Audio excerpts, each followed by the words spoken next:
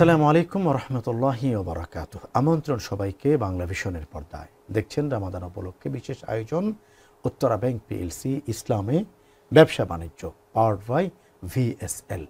এই অনুষ্ঠানে আমরা আলোচনা করে থাকি ইসলামে ব্যবসা বাণিজ্যের ক্ষেত্রে কী কী নীতিমালা রয়েছে, কিভাবে আমরা আলোকিত পথে চলে নেক এবং বরকতের ব্যবসা বাণিজ্য করতে পারি এবং কোন পথে রয়েছে ইসলাম নির্দেশিত কামিয়াবি।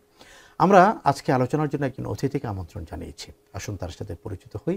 আলোচনা করার জন্য আমাদের সাথে রয়েছেন তরুণ ইসলামী চিন্তাবিদ মাওলানা মুফতি সালাহউদ্দিন আইয়ুবী। আসসালামু আলাইকুম ওয়া রাহমাতুল্লাহি ওয়া বারাকাতুহু। ওয়ালাইকুম আসসালাম ওয়া রাহমাতুল্লাহ। মুহতারাম, কেমন আছেন? আলহামদুলিল্লাহ, আল্লাহ তাআলা ভালো রেখেছেন। আলহামদুলিল্লাহ। প্রিয় দর্শক, আমাদের আজকের আলোচ্য বিষয় হালাল সম্পদ আমাদের পরবর্তী প্রজন্মের জন্য নিয়ামা। এই হালাল ব্যবসা এবং হালাল সম্পদ কী করে আমাদের পরবর্তী প্রজন্মের জন্য নিয়ামা হয়, এটা আমরা জানবো আজকের অতিথির কাছ থেকে।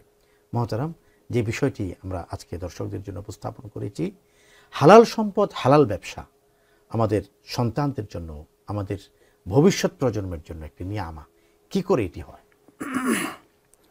নাহমাদুহু ওয়া নুসাল্লি আলা রাসূলিহিল কারীম, আম্মা বা'দ। আসলে আমাদেরকে কিছু জিনিস খুব সিম্পল উদাহরণ থেকে বুঝে নিতে হবে। সেটা হলো, অর্থনীতির ভাষায় একটা শব্দ আছে, মানি ইজ ব্লাড। মানে টাকা বা অর্থ, এটাকে বলা হয় রক্ত, যেটা অর্থনীতির ভাষা। তো এই ক্ষেত্রে আমরা আমাদেরকে মনে রাখতে হবে, কোনো একজন মানুষ যখন ডাক্তারের কাছে যায় বিভিন্ন রোগ নিয়ে, যেই রোগ নিয়েই যাক, ডাক্তার কি করে, আগে তাকে ব্লাড টেস্ট দেয়। যদি তার ব্লাড ভালো পায়, ব্লাডে কোনো রোগ পাওয়া না যায়, তখন ডাক্তার লিখে দেয়, না কোনো সমস্যা নেই, যান।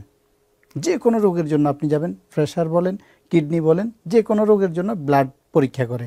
ব্লাডের পরীক্ষার বিভিন্ন ধাপ আছে। তার মানে কি বুঝলাম আমরা?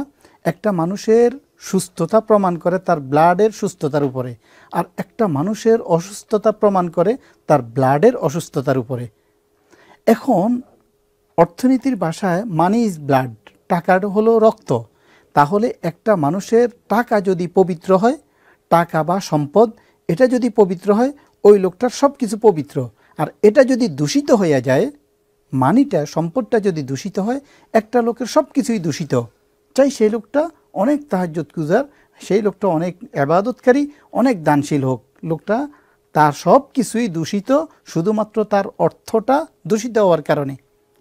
এখানে আমি আরেকটু বলবো, সেটা হলো, আমরা অনেক সময় আমাদের সন্তানদের জন্য সম্পদ গড়াই। আমি বলবো, আপনার সন্তানদের জন্য সম্পদ নয়, বরং সন্তানদেরকে সম্পদে রূপান্তরিত করুন। আপনি যখন হালালভাবে ইনকাম করবেন, হালালভাবে ব্যবসা করবেন, হালাল অর্থ উপার্জন করবেন, আপনার সন্তানের জন্য, ভবিষ্যৎ প্রজন্মের জন্য এটা সম্পদ হবে। এবং কি রব্বে কারীম নিজ দায়িত্বে এই সম্পদকে সংরক্ষণ করবেন, আপনার জন্য, আপনার ভবিষ্যৎ প্রজন্মের জন্য।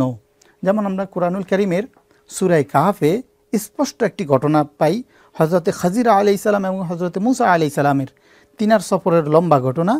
তিনি এক পর্যায়ে যখন একটি কওমের নিকট গেলেন, তাদেরকে বললেন, আমরা ক্ষুধার্ত, আমাদেরকে খাবার দাও, প্রসিদ্ধ ঘটনা। তখন তারা আবাও, সকলে অস্বীকার করছে, না, আমরা তোমাদেরকে কোনো মেহমানদারি করব না। ওই কওমের একটা দেওয়ার ছিল, যেই দেওয়ারটা পড়ে গিয়েছে। হযরত খাজির আলাইহিস সালাম ওই দেওয়ালটা উঠিয়ে দিয়েছেন। মূসা আলাইহিস সালাম সেখানে প্রশ্নও করেছেন যে, আপনি তো এই দেওয়াল নির্মাণের বিনিময়ে তাদের থেকে অর্থ নিতে পারতেন, তারা আমাদেরকে মেহমানদারি করলো না, আপনি কেন এটা করলেন? উত্তরে কিন্তু পরবর্তীতে খিজির আলাইহিস সালাম বলেছেন যে, এখানে দুইজন এতিম সন্তানের মাল সংরক্ষিত আছে, যাদের পিতা মাতা ছিল নেককার। কুরআনুল কারীমের এই ঘটনা কিয়ামত পর্যন্ত সমস্ত মানুষের জন্য উপদেশ হিসেবে থাকে। পিতামাতা যদি নেককার হয়, পিতামাতা যদি পবিত্র সম্পদ রেখে যায়, সেই সম্পদ আল্লাহ তাআলা এইভাবে কুদরতিভাবে হেফাজত করেন। ওই সম্পদকে হেফাজত করার জন্য আল্লাহ তাআলা খিজির আলাইহিস সালামকে বলেছেন যে, দেওয়ারটাকে উঠিয়ে দাও, কারণ এই দেওয়ারের নিচে দুইজন নেককার পিতামাতার সন্তানদের জন্য রেখে যাওয়া সম্পদ রয়ে গেছে। তার মানে আমার ব্যবসা যদি বৈধ পন্থায় হয়, হালালভাবে ব্যবসা করি, আমার এই সম্পদটা আমার ভবিষ্যৎ প্রজন্মের জন্য থাকবে এবং সংরক্ষণের দায়িত্ব স্বয়ং আল্লাহ তাআলা নেবেন।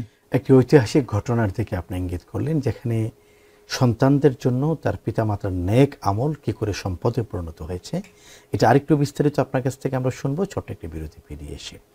প্রিয় দর্শক, দেখছেন আপনাদের প্রিয় চ্যানেল বাংলা ভিশনের রামাদানের অনন্য আয়োজন উত্তরা ব্যাংক পিএলসি ইসলামে ব্যবসা বাণিজ্য, পাওয়ার্ড বাই VSL।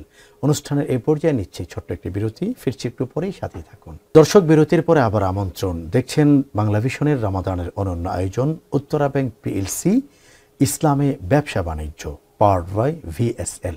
কথা বলছি হালাল সম্পদ আপনার সন্তানদের জন্য একটি নিয়ামা, এ বিষয়ে কথা বলছেন মুফতি সালাহউদ্দিন আইয়ুবী। মাওলানা আইয়ুবী, আপনি একটি চমৎকার ঐতিহাসিক ঘটনা বলছিলেন, যেখানে হযরতে মুসা আলাইহিস সালাম এবং খিজর আলাইহিস সালাম একটি পরিবারের এতিম সন্তানদের তাদের পিতামাতার নেক আমলটা কি করে নিয়ামা হলো, এটি আল্লাহ তাআলা বর্ণনা করেছেন পবিত্র কোরআনে। একটু বিস্তারিত যদি বলেন। এই ঘটনাটা কোরআনুল কারীমের সূরা কাহফে আল্লাহ তাআলা স্পষ্ট করে উল্লেখ করেছেন মুসা আলাইহিস সালাম এবং হযরত খিজর আলাইহিস সালামের সফর সংক্রান্ত, যে মুসা আলাইহিস সালাম খিজর আলাইহিস সালামের সাথে সফর করার সময় একটা শর্ত ছিল, আমি যা করব আমার কাজে কোনো প্রশ্ন করতে পারবা না। তো এই শর্তে মুসা আলাইহিস সালাম সফর শুরু করেছেন। যখন একটা কওমের কাছে গেলেন, যাওয়ার পরে সেখানে তাদের কাছে মেহমানদারি চাইলেন যে আমরা ক্ষুধার্ত, আমাদেরকে খাবার দাও। তো তারা খাবার দিল না, বাও কোরআনে কারিমে এসেছে যে তারা অস্বীকার করলো মেহমানদারি করতে চাইলেন, হ্যাঁ সেটাও দিল না। তো পরবর্তীতে হযরতে খিজর আলাইহিস সালাম ওই কওমের থেকে বের হয়ে যাওয়ার সময় তাদের নিরাপত্তা যেই দেওয়ার ছিল, সেই দেওয়ারটা পড়ে গিয়েছে, দেওয়ালটা পড়ে গেল, দেওয়ালটা পড়া অবস্থায় পতিত অবস্থায় পেয়েছে। হযরত খিজর আলাইহিস সালাম আল্লাহ তাআলার দেওয়া শক্তিতে এই পুরা দেওয়ালটাকে উঠে দিলেন। এটা দেখে মুসা আলাইহিস সালাম প্রশ্ন করে বসলেন যে এত বড় একটা দেওয়াল, এটা নির্মাণ খরচ তো অনেক, আপনি এই দেওয়ালটা তুলেছেন, তার বিনিময়ে তাদের থেকে টাকা নিতেন, আমরা মোটামুটি চলতে পারতাম। তো কিন্তু তিনি কিছুই নিলেন না। কেন নেননি? পরবর্তীতে হযরত খিজর আলাইহিস সালাম বলেছেন, আরে এই দেওয়ালের নিচে দুইজন ইয়েতিম সন্তানের মাল সংরক্ষণ করা আছে, যাদের পিতা মাতা ছিল নেককার। তার মানে পিতা মাতা নেককার, বৈধ পন্থায় পবিত্র পন্থায় উপার্জন করে সম্পদ রেখেছেন সন্তানদের জন্য, সেই সম্পদটা আল্লাহ তাআলা খিজর আলাইহিস সালামকে দিয়ে সংরক্ষণ করেছেন। এটা আমাদের জন্য বিশাল একটা শিক্ষা। আমার বৈধ পন্থায় উপার্জিত সম্পদ আল্লাহ তাআলা কাউকে না কাউকে দিয়ে এভাবে আমার সন্তানদের জন্য, ভবিষ্যৎ প্রজন্মের জন্য আল্লাহ তাআলা রক্ষা করবেন। প্রিয় ভাই, আমার একজন মুসল্লি, তিনার সরাসরি ঘটনা আমি একটু বলি। আমাদের মিরপুরে একটা প্রসিদ্ধতম রাস্তা আছে যেটাকে বলা হয় 60 ফিট। তার বাবা ছোটোখাটো পোস্টের একটা চাকরি করতেন, জীবনে কখনো অন্যায় হারাম কাজ করেন নাই। তো ছোট একটু জায়গা তিনি কিনেছেন মেইন রাস্তা থেকে 2টা প্লট পরে। তো জায়গাটা কিনছেন তার হালাল উপার্জন করা অর্থ দিয়ে, কিন্তু তারই সামনে যারা 2টা প্লট কিনেছে তারা অনেক অবৈধ সম্পদের মালিক ছিল। তিনার সন্তান আমাকে বলতেছেন যে আমার বাবা বলতো, বাবা তোদেরকে আল্লাহ তাআলা জীবনে অনেক বরকত দিবে, কারণ আমি আমার হাত দিয়ে কখনো অনৈতিক হারাম অবৈধ কোনো কাজ করিনি। পরবর্তীতে যখন রাস্তা হয়, ওই 2 জনের প্লট পুরাটা রাস্তায় চলে গেছে, আর যেই ব্যক্তি তার বৈধ হালাল পন্থায় ছোট একটা জায়গা কিনেছে, ওই জায়গাটা একদম রাস্তা পেয়ে গেছে। তার সম্পদের মধ্যে এভাবে বরকত হয়েছে, এখন সন্তানরা সবাই কোটিপতি তার পিতার নেক আমলের কারণে। এই জন্য আমরা ক্ষুদ্র থেকে বৃহৎ দেশ এবং প্রবাসে যারা যেই ব্যবসায় আছি, আমি যদি চাই আমার কষ্টে অর্জিত ঘাম জড়ানো অর্থে আমি, আমার পরিবার, আমার ভবিষ্যৎ প্রজন্ম ভালো থাকুক, তাহলে অবশ্যই আমার কর্ম হতে হবে হালাল, কর্ম হতে হবে বৈধ, এবং কর্ম হতে হবে আল্লাহ এবং তার রাসূলের তরিকা অনুযায়ী। যদি আমি করি তো আমার জন্য এটা সুফল, আমার ভবিষ্যৎ প্রজন্মও সুফল ভোগ করবে।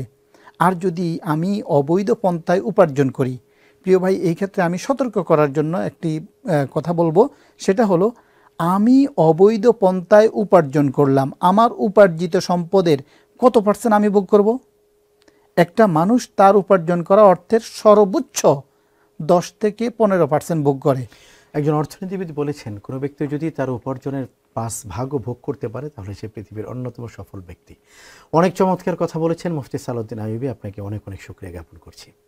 প্রিয় দর্শক, এতক্ষণে চলে এসেছি অনুষ্ঠানের একেবারে শেষ প্রান্তে। এতক্ষণ পর্যন্ত আপনারা উপভোগ করলেন বাংলা ভিশনের রমাদানের অনন্য আয়োজন উত্তরা ব্যাংক পিএলসি ইসলামে ব্যবসা বাণিজ্য, পাওয়ার্ড বাই ভিএসএল। আজকের অতিথির কাছ থেকে আমরা জানলাম, আর যাই হোক আমাদের সম্পদ হতে হবে হালাল, সম্পদ হতে হবে পবিত্র, উপার্জন হতে হবে পবিত্র। যদি এটি করতে পারি তাহলে আমাদের ভবিষ্যৎ হবে আলোকিত ইনশাআল্লাহ তাআলা।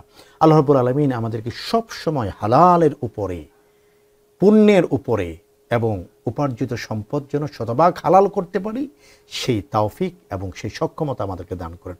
আমিন। ওয়া আখিরু দাওয়ানা আলহামদুলিল্লাহি রাব্বিল আলামিন। আসসালামু আলাইকুম ওয়া রাহমাতুল্লাহি ওয়া বারাকাতুহু।